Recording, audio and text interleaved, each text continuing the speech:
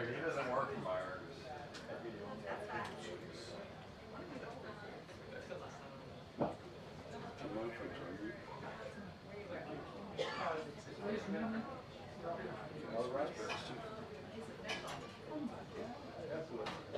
So, man.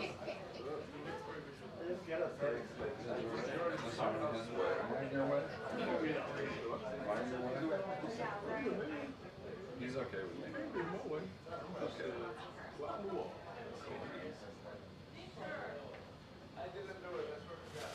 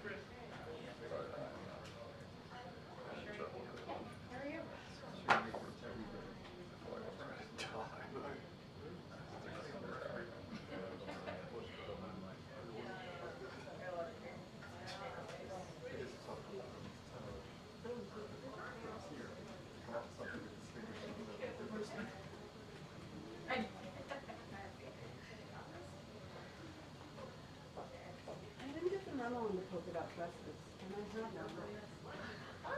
I love the polka dot. Yeah. Oh, we are so well coordinated. You guys should really take a picture. And I'll be Photoshop me in. I never really have. I thought about wearing these pretty kind of authors. But here's the topic.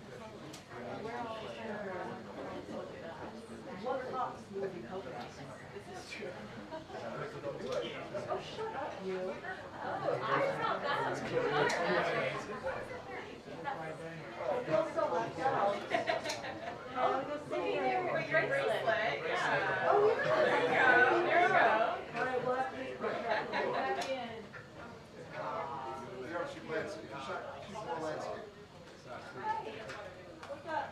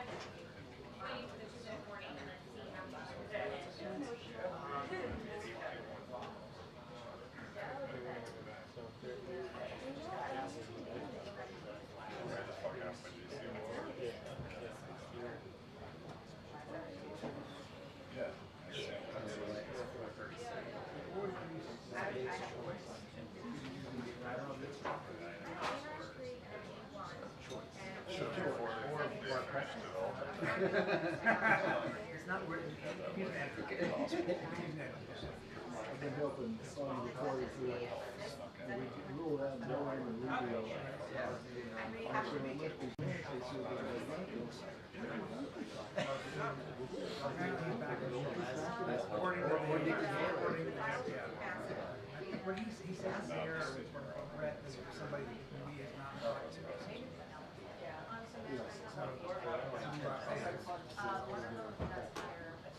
Oh, wait, Somebody just told me, here's Jay Jones or Conrad. well, you've not been doing it.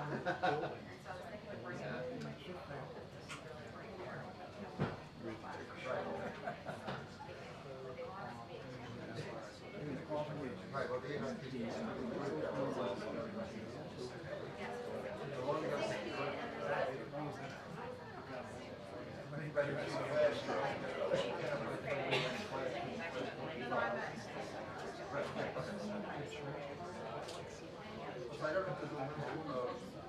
I'm having trouble with the card when we both are. I have to go card when I'm Is it like a lossless compressed? It's like a lossless compressed setting? Weird this isn't on time. Shocking.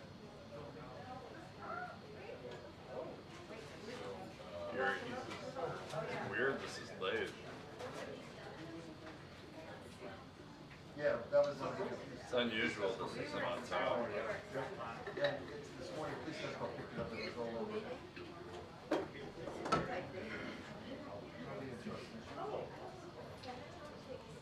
It's a whole risk for him, he doesn't sign up for re-election.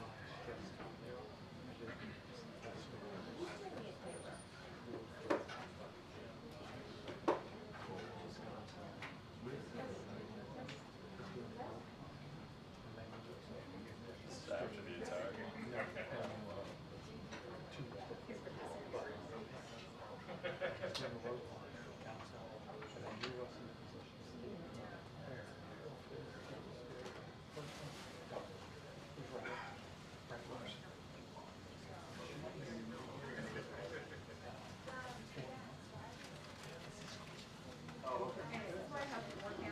Oh, okay, that's I'm trying out the water.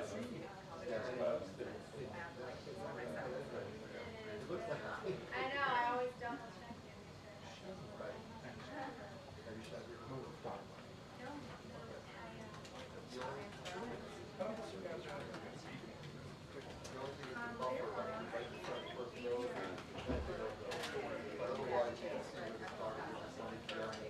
Yeah, we're bottom on Toby's voice. Yeah,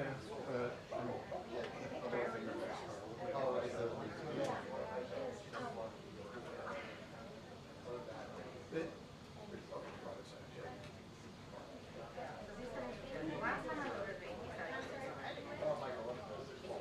had that and sorry. This one came with that.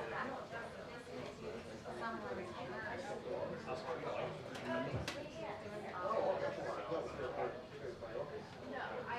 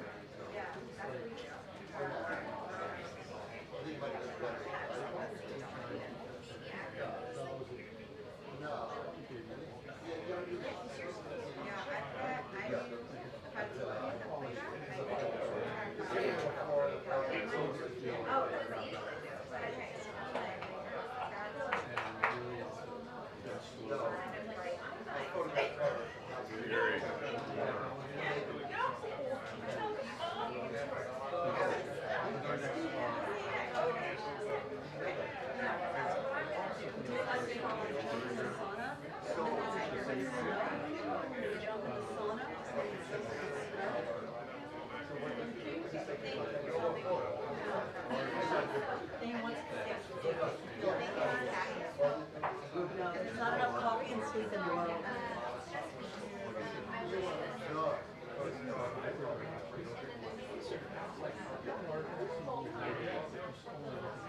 Heat knocks me out.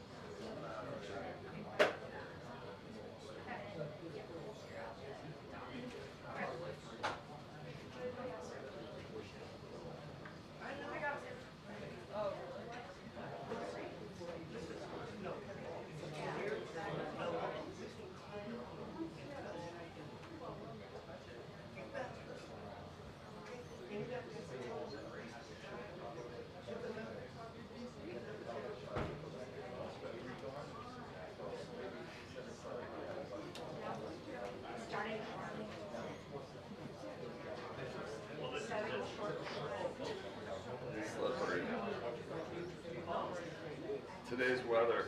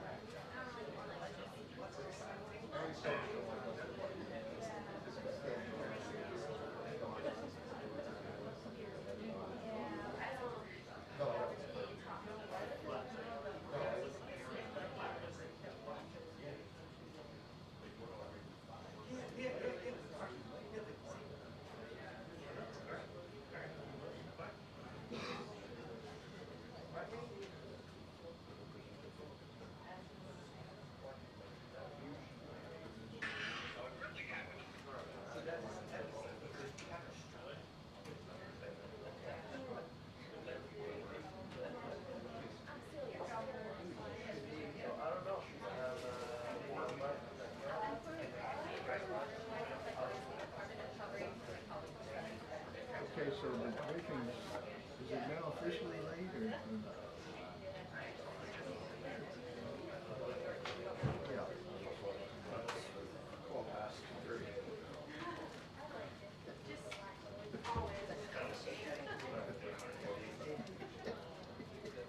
You had a good time so far?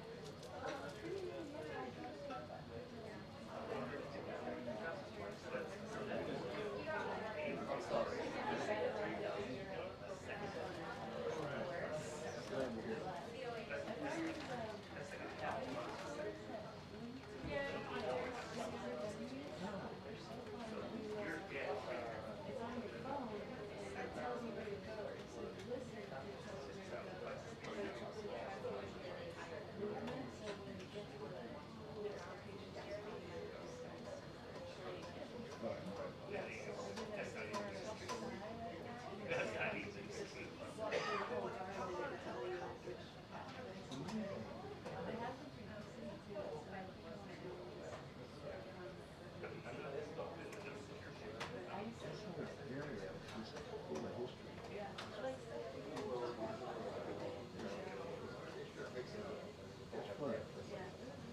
Some good food.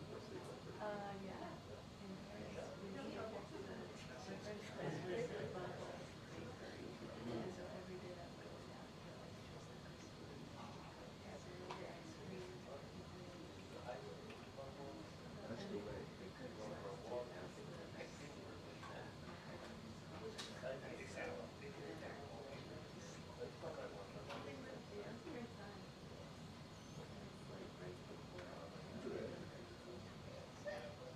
Yeah.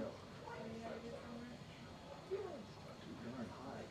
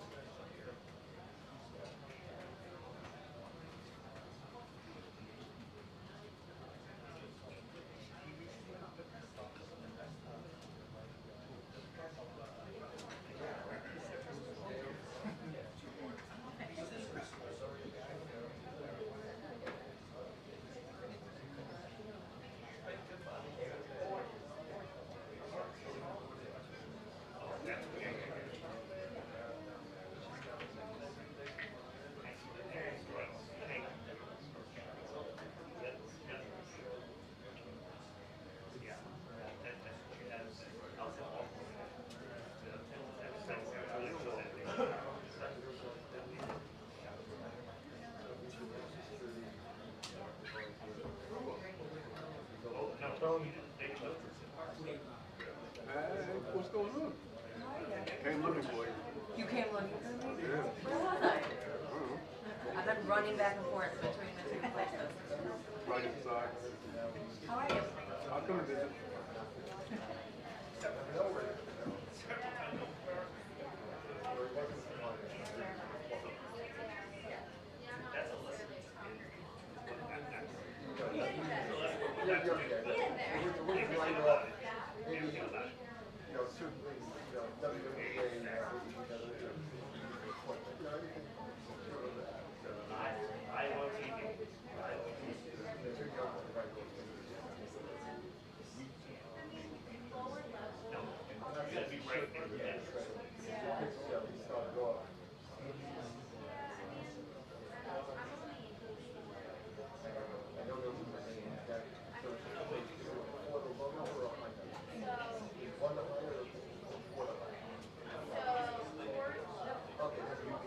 So,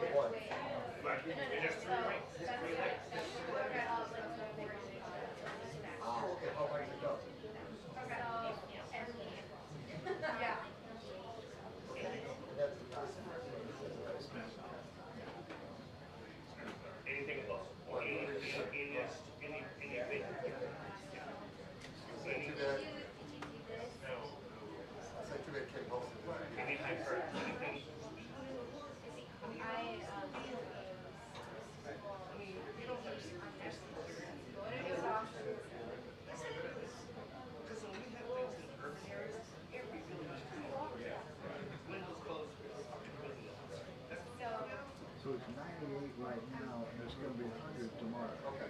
I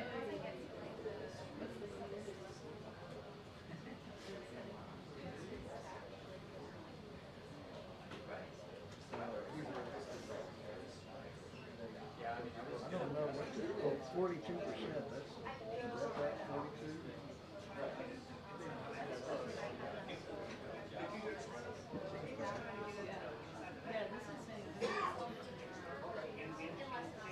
You know, 101 right now, 304 with 106 here.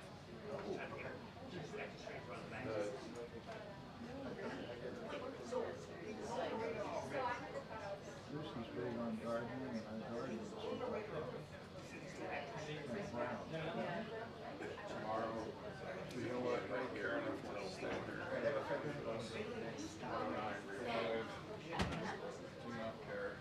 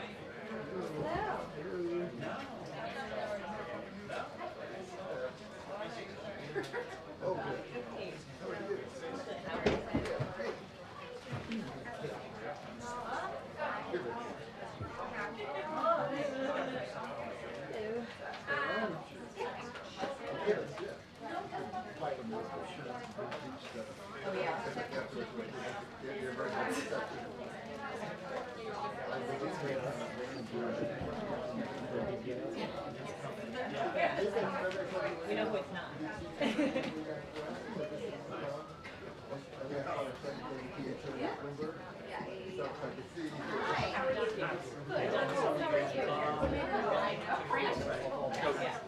Kelly. Kelly.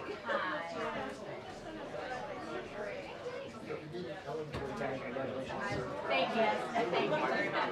Welcome to your Yes. I was President's Club. Here I am. Kelly, your mic is back there if you want it. Thank you.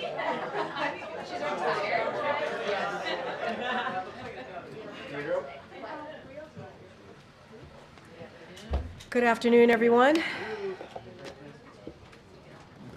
Okay. So last night, President Biden spoke directly to the American people about the urgent need to come together and lower the temperature in our politics. We must remember that while we may disagree, we are not enemies. We are fellow Americans, and we must stand together.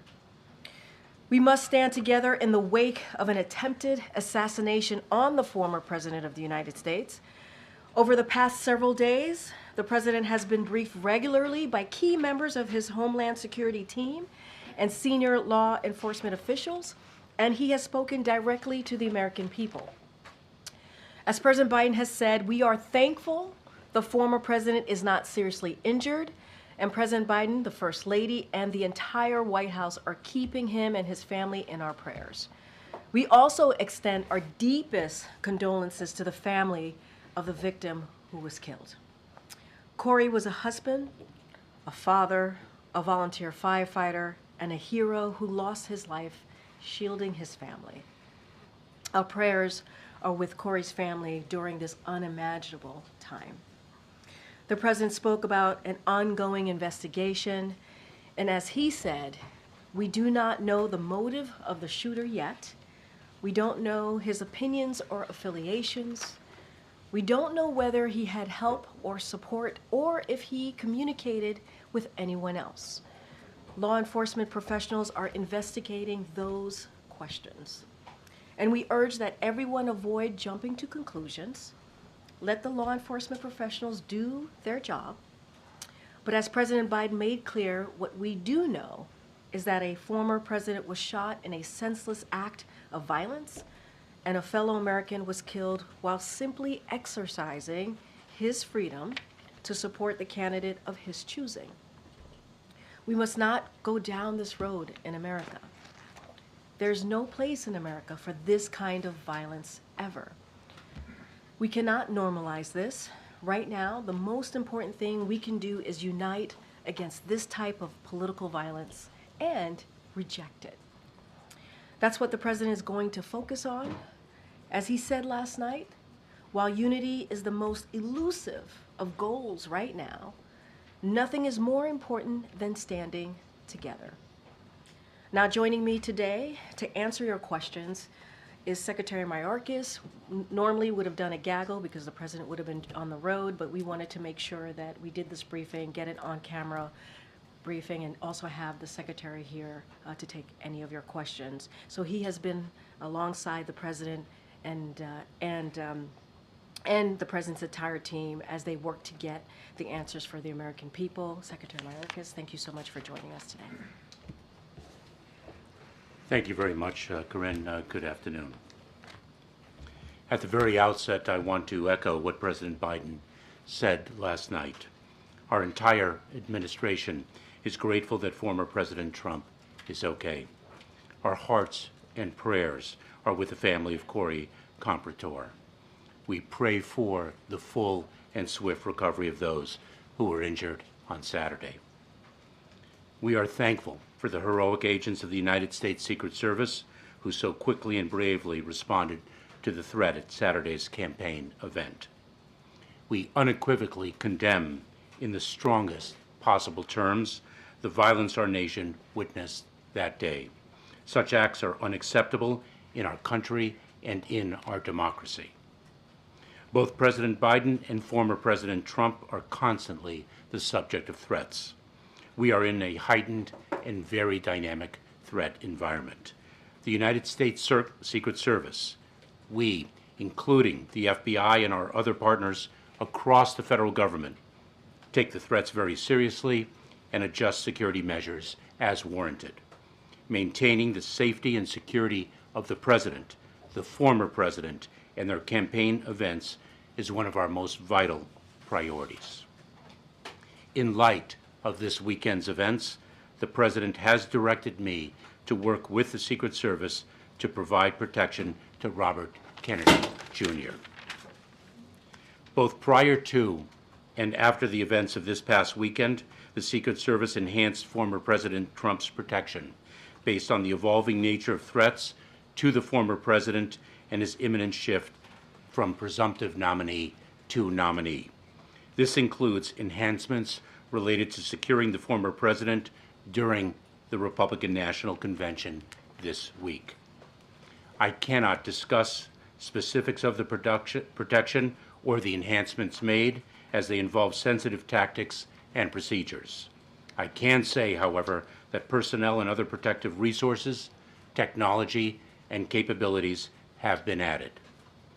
At the RNC, We have steadily increased implementation of significant physical and technical enhancements at every protective venue in support of protectees, including miles of anti-scale fencing, screening technology, and tactical support.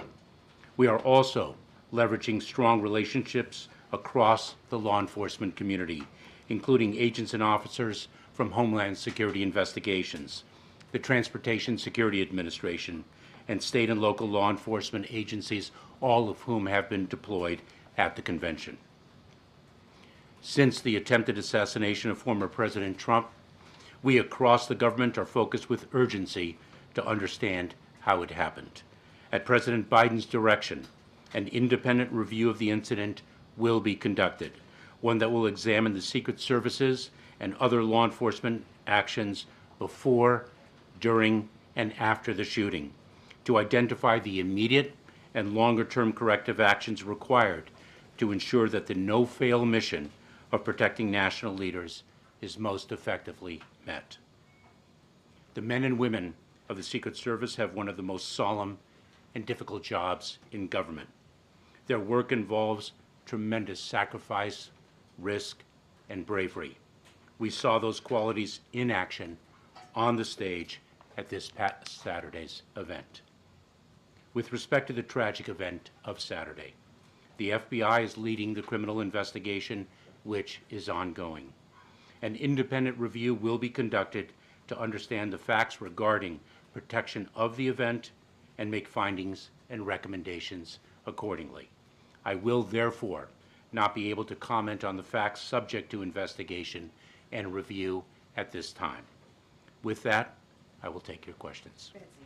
Secretary, on that independent review, who will lead that independent review? What is the timeline for how long it will take to understand the failings that happened on Saturday? And will those findings be made public, or at least a summary of those findings be made public? We are indeed in the process of selecting who will lead the independent review.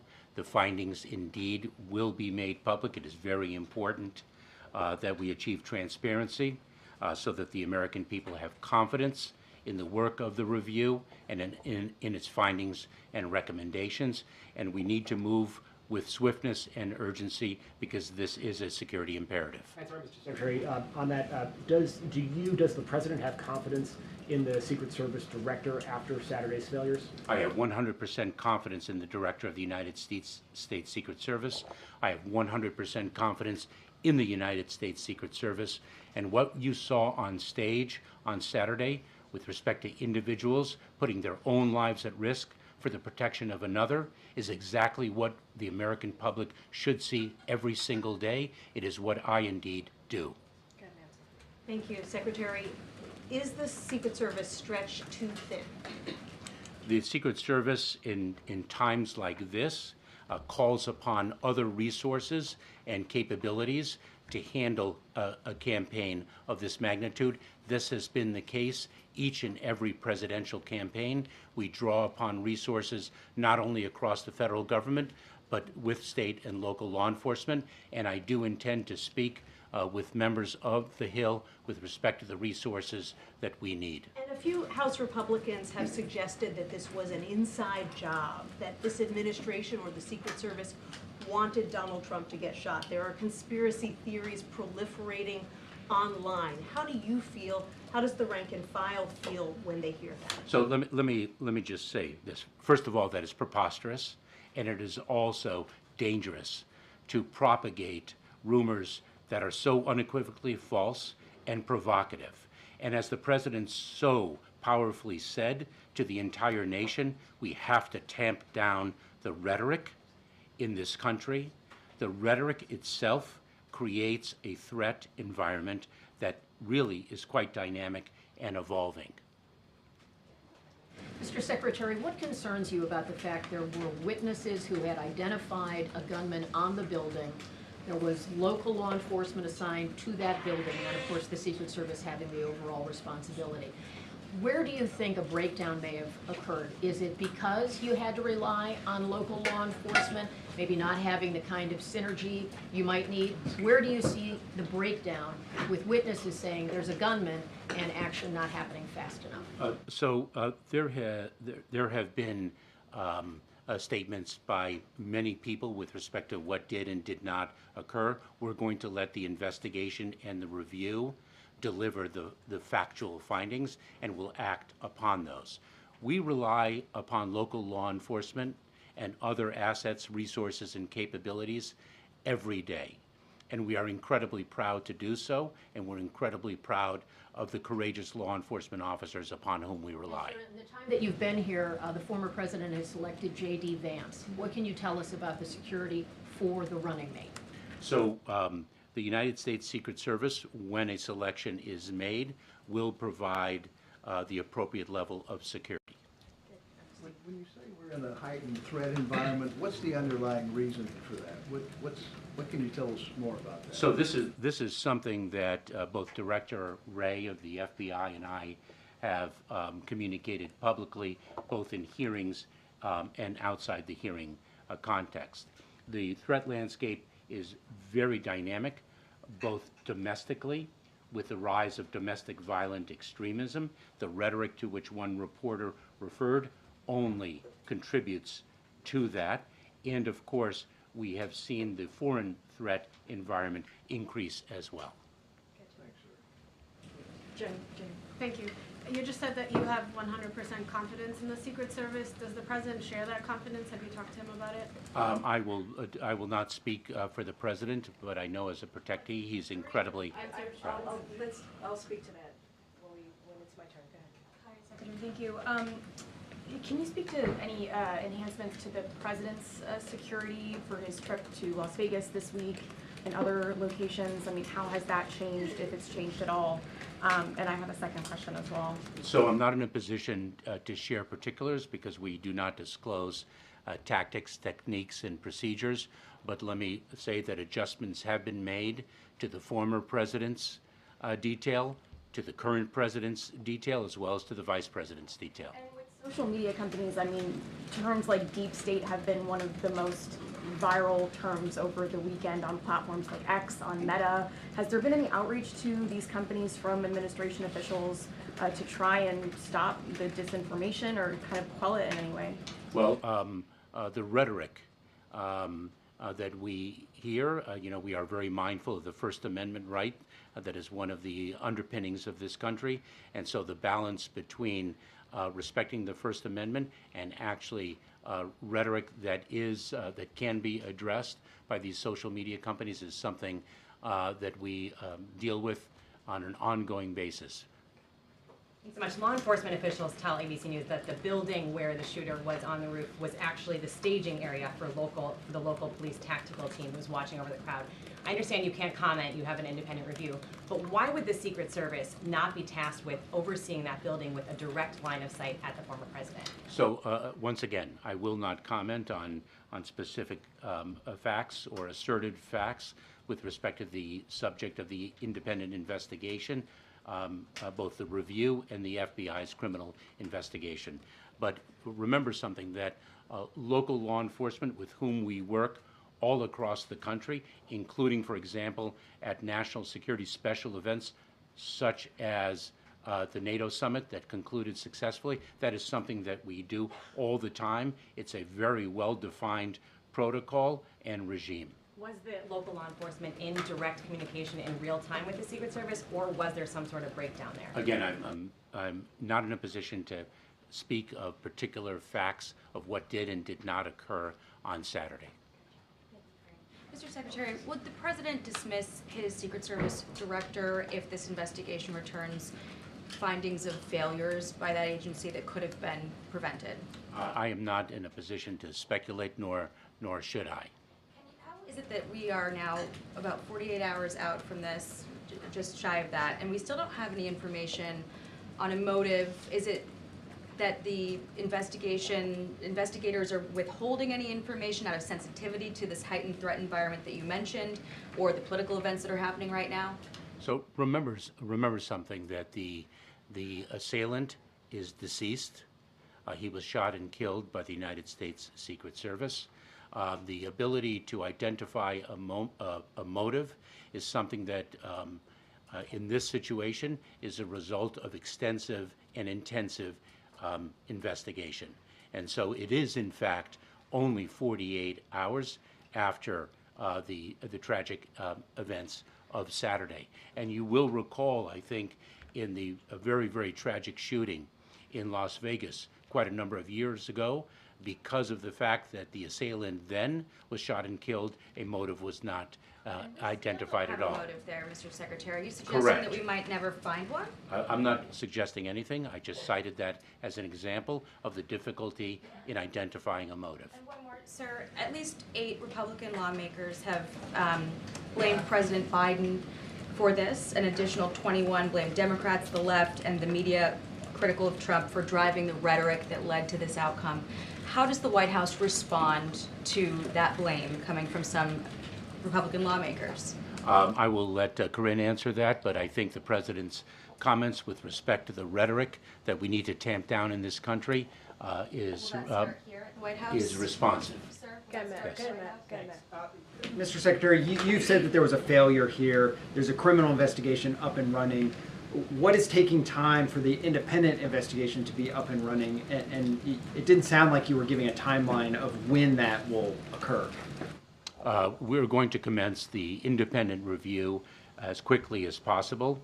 We are going to be reaching out very, very shortly to individuals who will hopefully lead that independent review, and I will communicate to those leaders the need for swiftness of action in light of the fact that we are dealing with a security protocol. But if that's the case, is this like days, weeks? What is your sense of timing of when this review will be up and running, given the security? Days. To follow up on that question, you say an independent review, you're reaching out to people who will lead that. Are you talking about people outside of government? Are you committed to somebody who does not work for you or for President Biden to lead this review? I am committed to going externally of the department and externally of the government so that no question of its independence can be raised. Thanks, Karine. Secretary, I understand... If I may, Peter, yeah. It's very important that this independent review have the confidence of the people. Secretary, can you give us any details at all about what areas this review will be looking at in terms of the failures that happened on Saturday? I would rather not until this review is underway. Okay, we're going to start wrapping up then. Just quickly, if I may, Secretary, can you fill out any more of the timeline of what local law enforcement knew or didn't know before the shooting? This is in reference to this interview with an individual who said that he saw somebody crawling up the building, and we're still a little unclear on the timeline of how that information was communicated. I hate to end this session on an answer on a question that I cannot answer, and so perhaps Karine will reach out for another question. Because as I mentioned before, I cannot speak to what did and did not occur. The facts are the subject of an independent review, or will be, and also a criminal investigation is underway. In that case, is there any progress on hacking into the suspect's cell phone? Same answer. So what do you tell Americans? No. Thank you, Mr. Secretary. Thank you for coming to this briefing.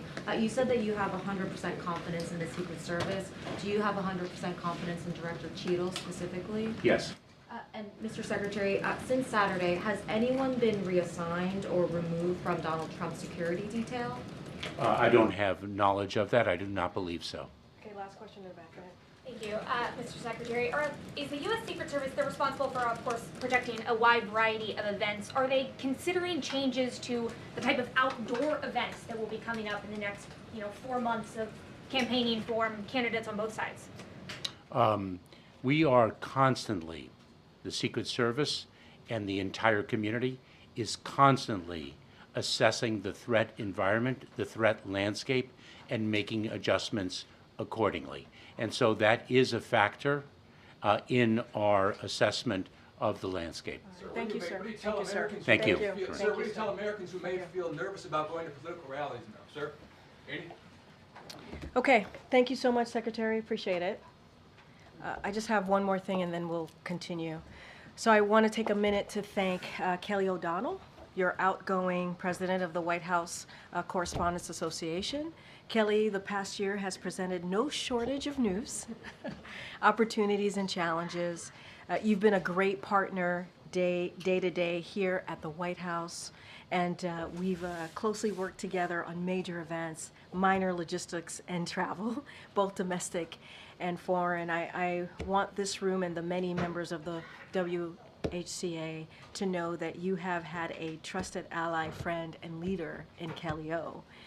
And you have always advocated heartedly on behalf of your fellow journalists, and we are grateful for your service, and we are relieved you will still be on the beat here at the White House and in the briefing room. It has been a joy, and I've had the opportunity to know you for some time, even before being at the White House, and I really appreciated more personally your guidance, your mentorship in tough times. And so thank you so much, Kelly. And we are also looking forward to working closely with Eugene Daniels, the new president of WHCA, and we congratulate him as well. It has been a joy, and thank you so much. Thank you so much.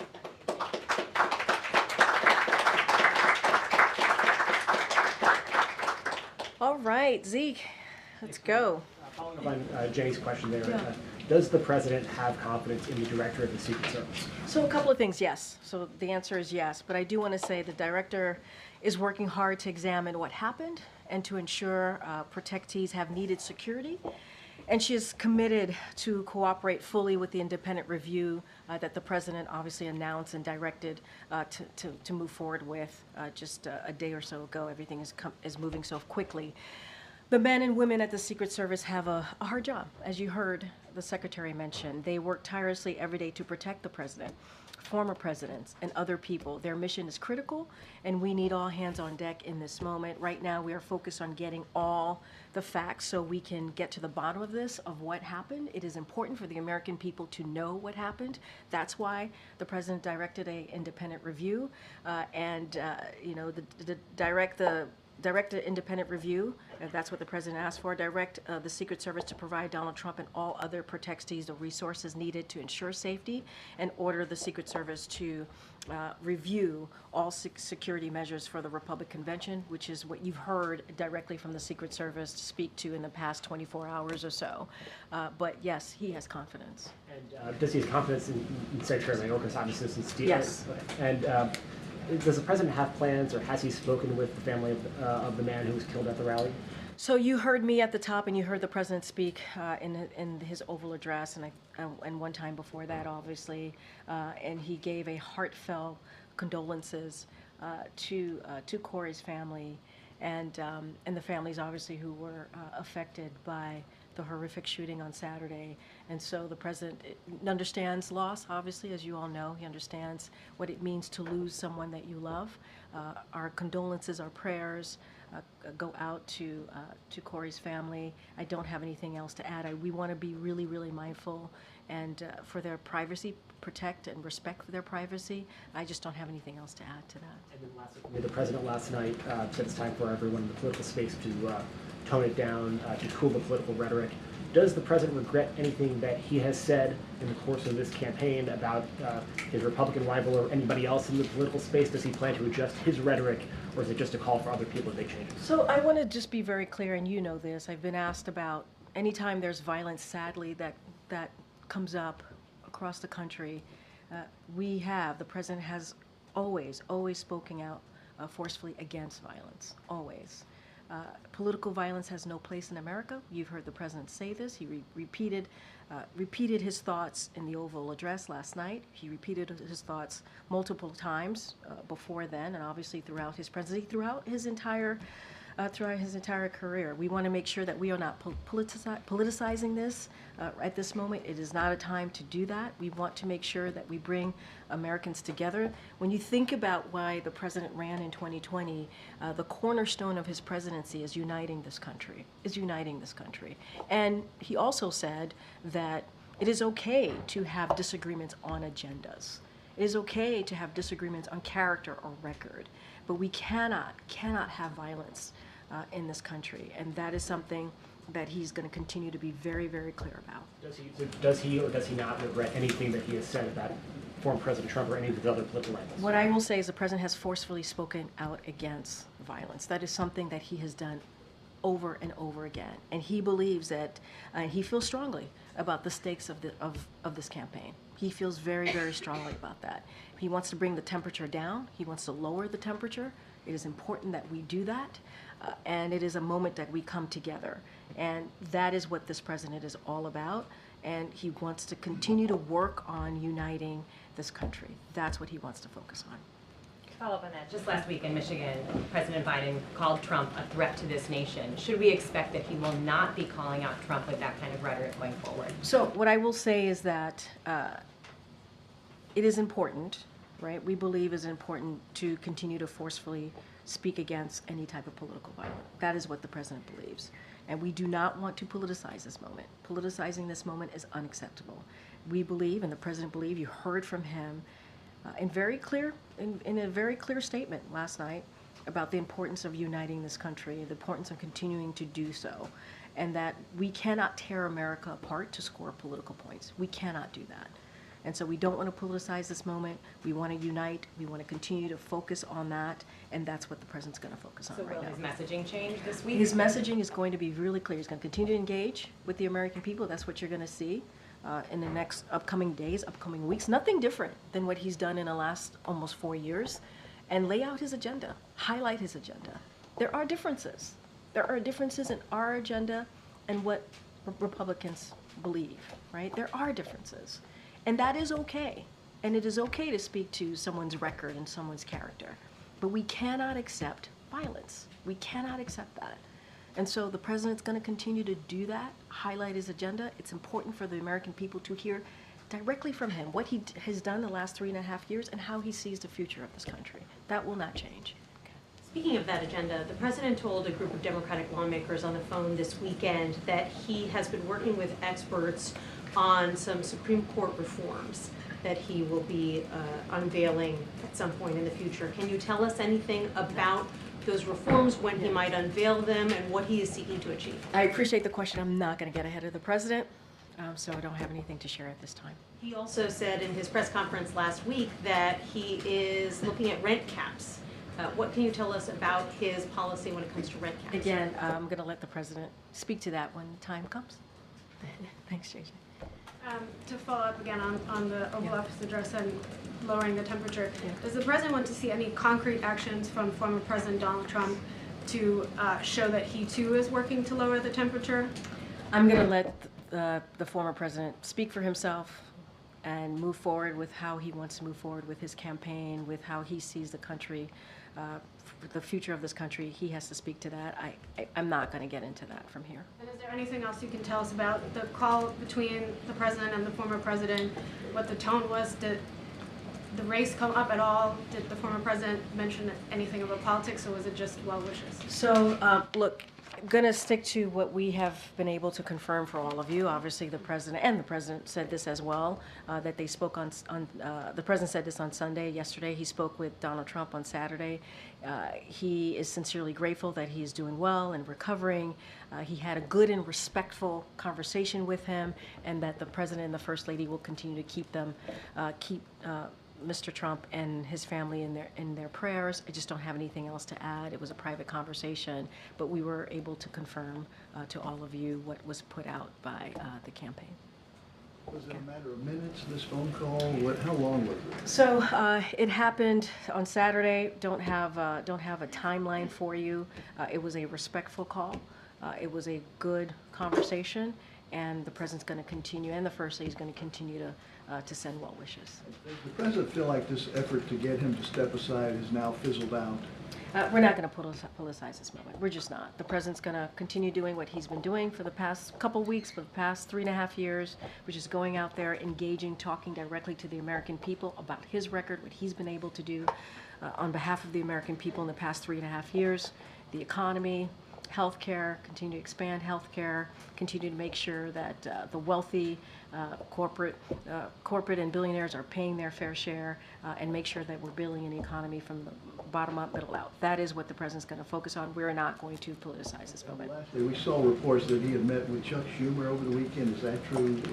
Anything you can say about that? So what I can say about that is that I think Chuck Schumer put out a note on that. It was a good meeting, like the senator said, and I'm not going to read out beyond that. And the president is looking forward to continuing to work with Leader Schumer, continuing to work with Leader Jeffries in how we can focus on the American people, do the work that we've been able to do, that historic work, building on unprecedented record.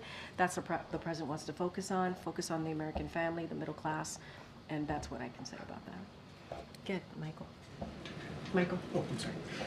Senator J.D. Vance, whom Donald Trump has just picked as his running mate, put out a message on social media Saturday, about 2 hours after the shooting, blaming President Biden's rhetoric for the shooting. In fact, he said that rhetoric led directly to President Trump's attempted assassination. What's your response?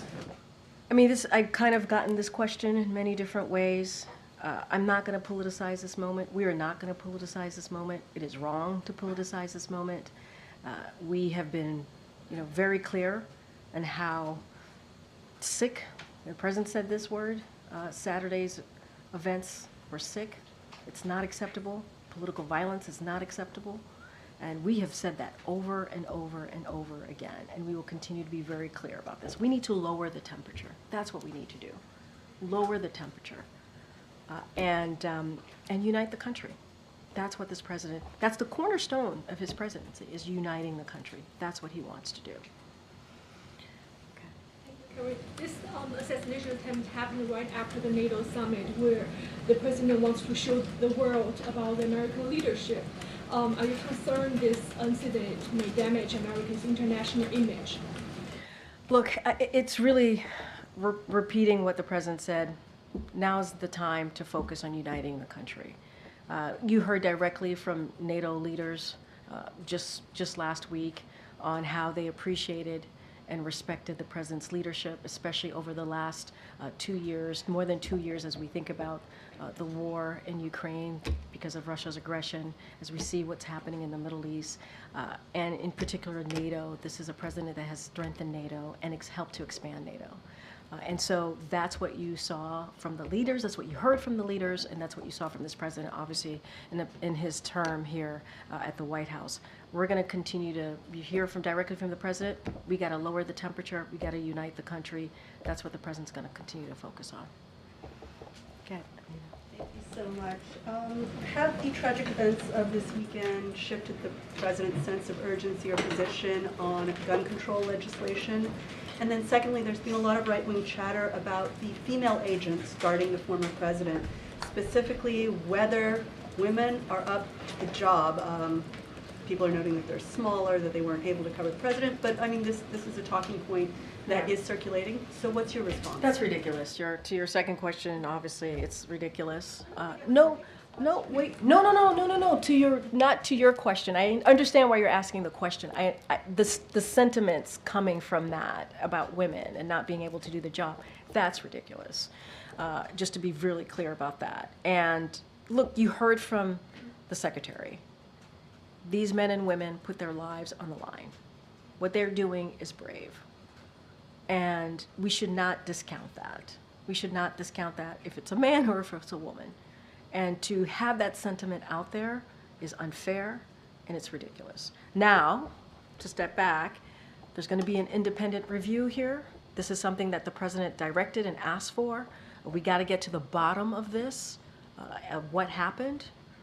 And American people deserve an answer, and that's what the president wants to see. And so getting into these types of speculation is just ridiculous. It's just ridiculous. Yeah. Oh, yes. Look, the president has been obviously a strong advocate on gun control. He has been throughout his career as a senator, as vice president, and now as president. As you know, we were able to get a bipartisan legislation done, the first bipartisan legislation to deal with gun control that we hadn't seen in about 30 years. And the president led on that effort and was able to get that done. There's a lot more work that we need to do. That is on Congress. We have to continue to get Congress to ban assault weapons, for example, and to do a lot more.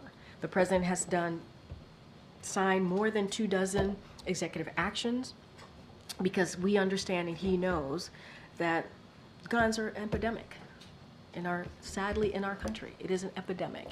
The #1 killer of our children is guns. And that should not be. That should not be. And so the president's going to continue to be steadfast on this. We have the White House Office for Gun Prevention, which the vice president leads on. That is something that was created here in this White House, never existed before. And that shows the president's commitment on dealing with this epidemic. Okay. And speaking of the Office of Gun Violence Prevention, in the past when there's been mass shootings or casualty incidents with gun violence, they've sent resources and had folks on the ground. Are there any plans to do that for the folks? So right now, as you know, it's an FBI investigation, so they got to get to the bottom of it and see what occurred and see what happened and get answers to that. I don't have any information at this time on how the White House Office of Gun Prevention is assisting in the families and obviously the folks who attended. I would have to speak to them directly about that. But we need to get to the bottom of this. That's why there's an independent investigation. That's why we brought the secretary here to answer your questions, to be as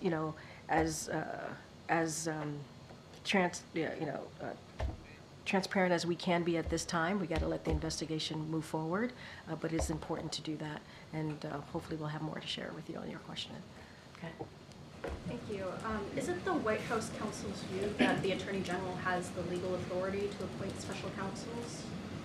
Look, if you're speaking to the announcement that came out, I have to refer you to Department of Justice. I don't want to have an opinion from here. Department of Justice is independent. As the president has said, even during his 2020 election, he said that he would want to restore the independence of the Department of Justice. He's done just that. They make the decision on their cases independently, so that's a question that I would have to refer all of that to Department of Justice.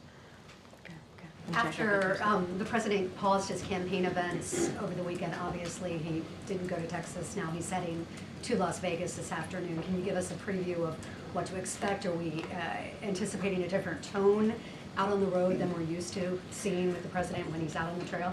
So as I mentioned a couple times before, and as the president has said, we have differences in our agenda. We do. What we believe is very different than what Republicans believe and how we see the future of this country. And that is important to have differences. It is important. It is okay to have differences. And so he will talk about each of those differences. It is crucial, though. It is important that we bring the temperature down. That's what the president has said. That's what he wants to see. And, he's going to live through those values, and that's what you're going to see. Talk about his agenda, highlight his agenda. That's what you'll see in the next couple of days. Go ahead, Jackie. Karine, taking another stab at the question you've answered Yeah. Several different ways, but I guess more simply, are we going to continue to hear the president in official events or on the campaign trail use the phrase threat to democracy specifically? I want to be very clear. The president's always going to denounce violence, forcefully denounce it. He's always been against this throughout his career, throughout the last 4 years. We do not want to politicize this. It's unacceptable to do that. That's what the president has said. It is time to bring this country together, to bring American people together. That's what he wants to see.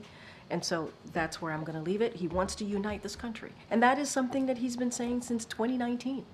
It'd be really hard to do, though, if you're trying to make a shift away from what has been the platform of this administration, of his campaign, in that the view is that Trump and the MAGA Republican agenda is a threat to democracy. So how do you get that message across while bringing the temperature down? How is that phrasing going to be replaced? Is it going to be replaced? Well, look, what I can say is this. We have our differences, and it's okay to have our differences. And it is okay to speak to someone's record, to speak to someone's character. That is the difference of, that is important to be able to do, to show, right, what the American people, what you're all about. We're just going to continue to denounce violence. It is important to do that, forcefully be against violence. Political violence has no place in America. It should not be. It does not have a place here. The president's going to continue to be very, very forceful about that. But we have a difference of agenda. That is the truth. That is the truth. And we're going to continue to speak to that difference, and the president's going to highlight his agenda. Does the president view Trump's agenda as a threat to democracy? Look, what I will say is right now we're not going to politicize what happened on Saturday. What happened on Saturday was horrific. It was. It was sick, as the president said.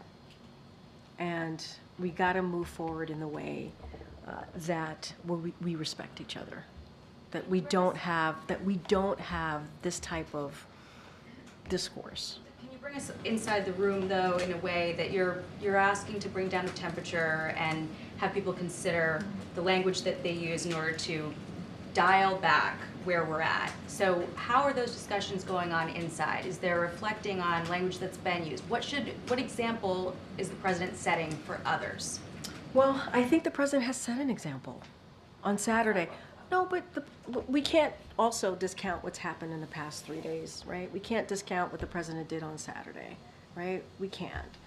He spoke to the former president. He was briefed by his team. He addressed the American people the same night, right? Came back to D.C. Yesterday, he had another briefing with his team. Right after that briefing, he went into the Roosevelt Room, spoke to the American people, and then used the Oval Office, one of the most important tools to use, important places to give an important address to the American people in prime time on a Sunday. I think that's important. He wanted to make sure that the American people heard directly from him, from the President of the United States, and also wanted to lay out that we should be able to have differences. Violence shouldn't be a part of that, right? He wanted to lay that out and say we have to bring the temperature down. I feel like those 3 moments that we've seen in the last three days shows how the president is moving forward. It does. And it is lowering the temperature, saying violence has no part in our democracy in America, and saying it is okay to have differences. He also said that. He also said it's okay to have differences. Go ahead, Annie. If we just take Jackie's timeline, the timeline that you just referenced, and move it back to 4 days before today, when the president was in Michigan, he said, over my dead body, it will happen, referring to Trump becoming president. He also said, another 4 years of Trump is deadly serious, deadly serious. And I think that's the type of language that we're referencing here. And would it be possible to get some sort of indication about whether that kind of language is what we'd expect to continue to hear from the president? So look, what I would refer you to is basically what I told Jackie's the last 3 days. And what the president has said, you heard directly from him, what he's laid out, how he sees the future, how it's important to be able to speak to different agendas. It is. It is important to speak to someone's record, someone's character. Violence has no place in America. Political violence is not okay. It is not. It is just not. The president said what we saw on Saturday was sick. I've said this about 3 times, used that word 3 times in this press briefing. It is not something that we should condone. We have to condemn violence. And that is something that this president has done throughout his career. And I think we're clear on that. It's just will the language shift from the president, given what you're talking about? What I will say is you'll hear the president highlight his agenda over the next couple days. He will continue to do that. He will speak to the importance of the American people understanding the differences of where he stands and where Republicans stand. I got to be mindful here because it is a campaign that we're speaking about. And I think, though, if you look at what the president said, if you heard what the president said the last 3 days, and how he's led this country in this horrific time that we saw coming out of Saturday, I think that's important. And I think that's what the American people want to see. Toning down the rhetoric and condemning violence. I got to wrap it up. Go ahead. I'm being Karine. pulled. Yeah, thanks, Karine. So then, given the language from the leader of the free world, how does the president or the administration bear any responsibility for the environment that we're in? What I will say is, and this is just repetitive of what I'm saying here, we have to lower the temperature. You heard that from the president. There's no place in America for violence. It is important that we are really clear about that. We do not know. We do not have the answers to what happened on Saturday. What we know is a former president was shot. That is not something that should be accepted here, right? That is something that we have to condemn. That's what we know. There are a lot of questions that are still out there. There are a lot of questions that are still out there, but we have to lower the temperature. But the president from the Oval Office said we have to look. Yeah, the president from the Oval Office said we have to lower the temperature, but he never said it starts with me. When it comes to political rhetoric out there, when it comes to being mindful of how we are moving forward with our politics here, it takes all of us to lower that temperature. And I think that's important. That's important to note. Right? And I think that's what the American people want to see. They wanted to hear what the president said in the Oval yesterday. They wanted to hear what the president said on Saturday. Right? It is important to speak to the moment that we're in and say, we gotta condemn this type of violence. We do. Now, there are a lot of open questions here. We don't have answers to those open questions. The independent investigation will be thorough. That's what the president wants to see. We want to get to the bottom of it because there are questions that the American people should know as to what happened, what led to that awful, awful night on Saturday. I have to actually, the president is waiting for me, so I have to actually go. I'll see you guys on the road. Thanks, everybody. Thank you.